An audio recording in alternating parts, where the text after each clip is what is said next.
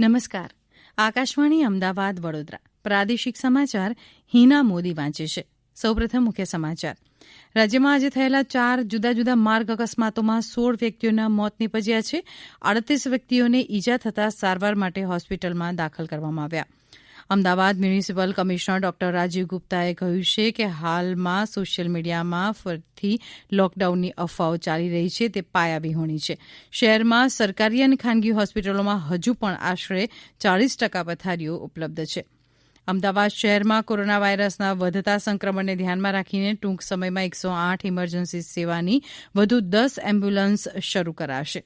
સુરત શહેરના નાનપુરમાં આવેલી એક ખાનગી હોસ્પિટલમાં આગ લાગતા ફાયર બ્રિગેડે 16 દર્દીઓને બચાવી બીજી હોસ્પિટલમાં સારવાર માટે ખસેડ્યા. અને લઘુત્તમ ટેકાના ભાવે વેચાણ કરવા ઇચ્છતા ખેડૂતો માટે ઓનલાઈન નોંધણીની મુદત 30મી નવેમ્બર સુધી વધારવામાં આવી. સમાચાર વિગતવાર. રાજ્યમાં આજે થયેલા 4 જેટલા જુદા જુદા માર્ગ અકસ્માતમાં 16 વ્યક્તિઓના મૃત્યુ નીપજ્યા છે અને 38 વ્યક્તિઓને ઈજા થતાં સારવાર માટે હોસ્પિટલમાં ખસેડવામાં આવ્યા. અમારા વડોદરાના પ્રતિનિધિના જણાવ્યા મુજબ વડોદરા શહેર નજીક વાઘોડિયા બ્રિજ પર આજે વહેલી સવારે ટેમ્પો અને ડમ્પર વચ્ચે અકસ્માત થતાં 11 વ્યક્તિઓના મોત નીપજ્યા અને 15 વ્યક્તિઓને ઈજા થતાં સારવાર માટે સયાજી હોસ્પિટલમાં દાખલ કરવામાં આવ્યા. આ બનાવની જાણ વડોદરા ફાયર બ્રિગેડને થતાં ઘટના સ્થળે પહોંચી જઈ ફસાયેલા 15 વ્યક્તિઓને બહાર કાઢી સારવાર માટે હોસ્પિટલમાં ખસેડવામાં આવ્યા હતા. તો સુરતમાં રહેતા 26 લોકો ટેમ્પોમાં બેસીને પાવાગઢ દર્શન કરવા જઈ રહ્યા હતા ત્યારે આ અકસ્માત સર્જાયો હતો. આ અકસ્માતના પગલે વડોદરા શહેરના બાયપાસ રોડ પર ટ્રાફિક જામ થયો હતો. રાષ્ટ્રપતિ રામનાથ કોવિંદે વડોદરામાં થયેલી માર્ગ અકસ્માતની દુર્ઘટના પર શોક વ્યક્ત કર્યો છે. તેમણે ટ્વીટ સંદેશમાં કહ્યું છે કે આ દુઃખના સમયે તેમની ભાવનાઓ શોકગ્રસ્ત પરિવારો સાથે છે. શ્રી કોવિંદે ઇજાગ્રસ્ત ઝડપી સાજા થાય તેવી પ્રાર્થના કરી છે. પ્રધાનમંત્રી નરેન્દ્ર મોદીએ અકસ્માતમાં મૃત્યુ પામેલા લોકો પર શોક વ્યક્ત કર્યો છે અને ઇજાગ્રસ્તો ઝડપથી સાજા થાય તેવી શુભેચ્છા પાઠવી છે. પ્રધાનમંત્રીએ પોતાના ટ્વીટમાં દુર્ઘટનામાં મૃત્યુ પામેલા લોકો પર દુઃખ વ્યક્ત કર્યું અને તેમણે મૃતકના પરિવારો પ્રત્યે સંવેદના વ્યક્ત કરી છે. ઇજાગ્રસ્તો ઝડપથી સ્વસ્થ થાય તેવી પ્રાર્થના કરી છે. શ્રી મોદીએ કહ્યું છે કે વહીવટીતંત્ર અકસ્માતના સ્થળે તમામ શક્ય સહાય પૂરી પાડશે. કેન્દ્રીય ગૃહમંત્રી અમિત શાહે વડોદરામાં માર્ગ અકસ્માતમાં મૃત્યુ પામનાર અંગે દુઃખ વ્યક્ત કર્યું. શ્રી શાહે એક ટ્વીટમાં કહ્યું કે સ્થાનિક વહીવટીતંત્ર દરેક પ્રકારની સહાયતા કરી રહ્યું છે. તેમણે ઇજાગ્રસ્તો ઝડપી સાજા થાય તે માટે પ્રાર્થના કરી હતી. તો મુખ્યમંત્રી શ્રી વિજય રૂપાણીએ વડોદરા નજીક આહિર સમાજના લોકોના અકસ્માતથી થયેલા મૃત્યુ અંગે દુઃખ વ્યક્ત કર્યું. એક ટ્વીટ સંદેશમાં શ્રી રૂપાણીએ કહ્યું કે મૃતકોના શોકાતુર પરિવારો સાથે ટેલિફોન પર વાત કરી સાંત્વના પાઠવી હતી. ઇજાગ્રસ્ત લોકોની ઝડપી સારવાર માટે તંત્રને તમામ સૂચનાઓ આપવામાં આવી છે. મૃતકોની આત્માને શાંતિ મળે અને ઇજાગ્રસ્ત લોકો ઝડપથી સ્વસ્થ થાય તે જ ઈશ્વરને પ્રાર્થના. તો સુરત ખાતે સમાજના આગેવાન મગનભાઈ જિંજાલાના ઘરે આહિર આગેવાનોની શોક સભા મળી હતી. જેમાં ગુજરાત પ્રદેશ ભાજપના અધ્યક્ષ CR પાટીલ, સુરત શહેર પ્રમુખ નિરંજનભાઈ ઝાજમેરા અને મેયર ડોક્ટર જગદીશભાઈ પટેલ મૃતક આત્માને સાંત્વના અને શ્રદ્ધાંજલિ સાથે યોગ્ય મદદની ભાવના વ્યક્ત કરી શોકાંજલિ અર્પણ કરી હતી. સુરેન્દ્રનગર જિલ્લાના લખતર નજીક કોઠારિયા અને ઝમર વચ્ચે આજે વહેલી સવારે કાર ઝાડ સાથે અથડાતા 4 વ્યક્તિઓના મોત નીપજ્યા. કારના ચાલકને ઈજા થતાં સારવાર માટે હોસ્પિટલમાં દાખલ કરાયા. અમારા સુરેન્દ્રનગરના પ્રતિનિધિના જણાવ્યા મુજબ લખતર ગામના ઉગમણા દરવાજા બહાર રહેતા એક પરિવાર ભંગુડા મોગલધામથી દર્શન કરીને પરત ફરી રહ્યા હતા ત્યારે દેદાદરા પાસે આવેલી પેપર મિલ પાસે કારના ચાલકે કાબુ ગુમાવતા કાર ધડાકાભેર ઝાડ સાથે અથડાતા એક જ પરિવારના 4 વ્યક્તિઓના ઘટના સ્થળે મૃત્યુ નીપજ્યા હતા. જ્યારે એક વ્યક્તિ ઇજાગ્રસ્ત થતા તેને સારવાર માટે હોસ્પિટલમાં ખસેડવામાં આવ્યો હતો. સુરત જિલ્લાના બારડોલી દસ્તાન ફાટક પાસે આજે વહેલી સવારે 2 ખાનગી બસ વચ્ચે અકસ્માત સર્જાતા 20થી વધુ મુસાફરો ઇજાગ્રસ્ત થયા. ઇજાગ્રસ્તોને 108ની મદદથી સારવાર માટે હોસ્પિટલમાં ખસેડવામાં આવ્યા.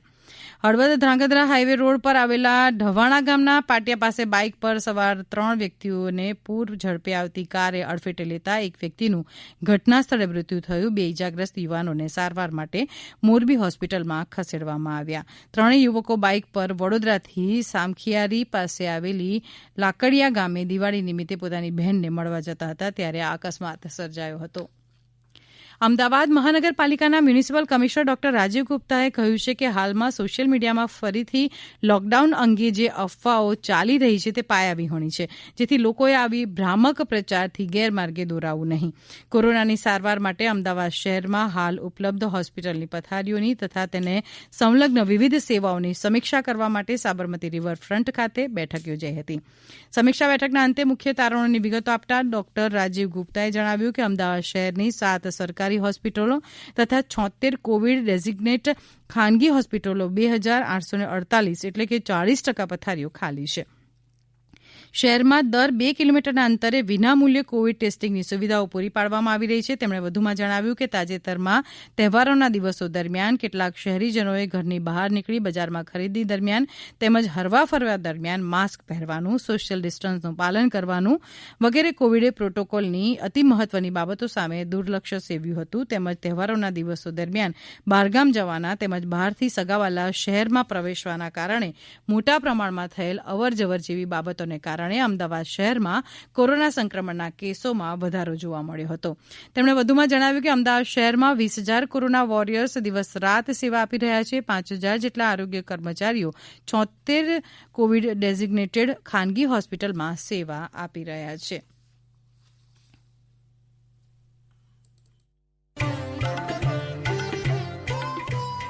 કોવિડથી બચવાના મહત્વપૂર્ણ 3 ઉપાય: માસ્ક પહેરો, 2 ગજનું સલામત અંતર જાળવો અને હાથ સાફ રાખો. આ પ્રાદેશિક સમાચાર આપ આકાશવાણી અમદાવાદ વડોદરા કેન્દ્ર પરથી સાંભળી રહ્યા છો.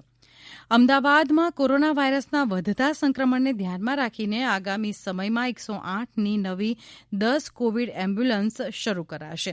108 ઇમરજન્સી સેવાના ગુજરાતના સીઈઓ જસવંત પ્રજાપતિએ આજે એક વિડીયો સંદેશમાં જણાવ્યું કે હાલ 108ની 20 એમ્બ્યુલન્સ છે જે કોરોના દર્દીઓ માટે કાર્યરત છે.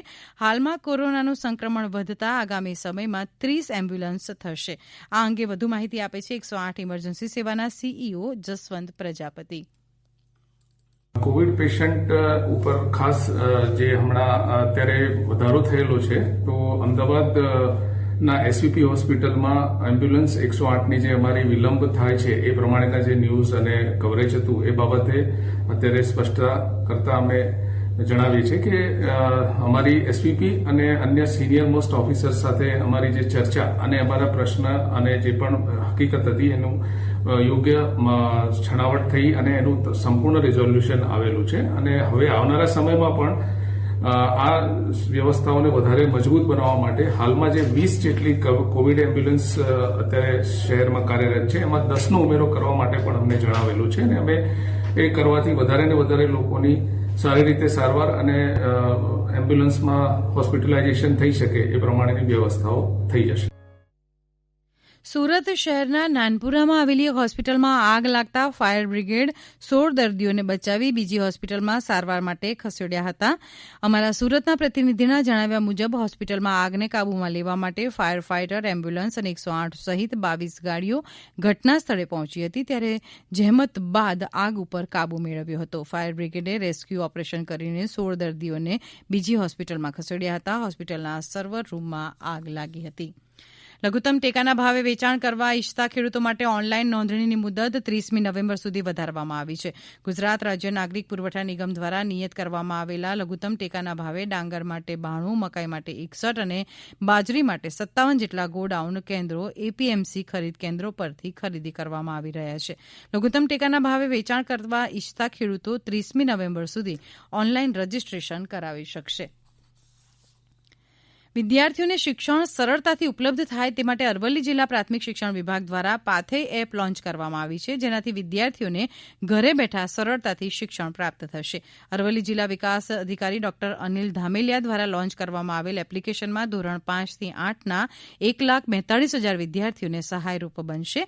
આ એપમાં ધોરણ 3 થી 5ના પર્યાવરણ અને ધોરણ 6 થી 8ના સામાજિક વિજ્ઞાનના જ્ઞાનવર્ધક પ્રશ્નો, હોમ લર્નિંગનો ધોરણવાર વિડીયો, વિદ્યાર્થીઓની ઓનલાઈન હાજરી સહિત અગત્યની શિક્ષણલક્ષી માહિતીને આવરી લેવામાં આવી છે.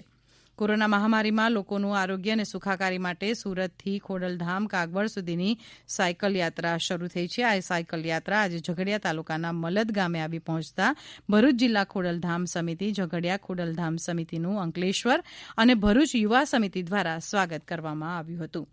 અંતમાં મુખ્ય સમાચાર ફરી એકવાર. રાજ્યમાં આજે થયેલા 4 જુદા જુદા માર્ગ અકસ્માતોમાં 16 વ્યક્તિઓના મોત નીપજ્યા છે. 38 વ્યક્તિઓને ઈજા થતાં સારવાર માટે હોસ્પિટલમાં દાખલ કરવામાં આવ્યા. Ahmedabad municipal commissioner doctor Rajiv ગુપ્તાએ કહ્યું છે કે હાલમાં સોશિયલ મીડિયામાં ફરીથી લોકડાઉનની અફવાઓ ચાલી રહી છે તે પાયાવિહોણી છે. શહેરમાં સરકારી અને ખાનગી હોસ્પિટલોમાં હજુ પણ આશરે 40% પથારીઓ ઉપલબ્ધ છે. અમદાવાદ શહેરમાં કોરોના વાયરસના વધતા સંક્રમણને ધ્યાનમાં રાખીને ટૂંક સમયમાં 108 ઇમરજન્સી સેવાની વધુ 10 એમ્બ્યુલન્સ શરૂ કરાશે. સુરત શહેરના નાનપુરમાં આવેલી એક ખાનગી હોસ્પિટલમાં આગ લાગતા ફાયર બ્રિગેડે 16 દર્દીઓને બચાવી બીજી હોસ્પિટલમાં સારવાર માટે ખસેડ્યા. અને લઘુત્તમ ટેકાના ભાવે વેચાણ કરવા ઇચ્છતા ખેડૂતો માટે ઓનલાઈન નોંધણીની મુદત 30મી નવેમ્બર સુધી વધારવામાં આવી. આકાશવાણી અમદાવાદ વડોદરા કેન્દ્ર પરથી પ્રાદેશિક સમાચાર પૂરા થયા.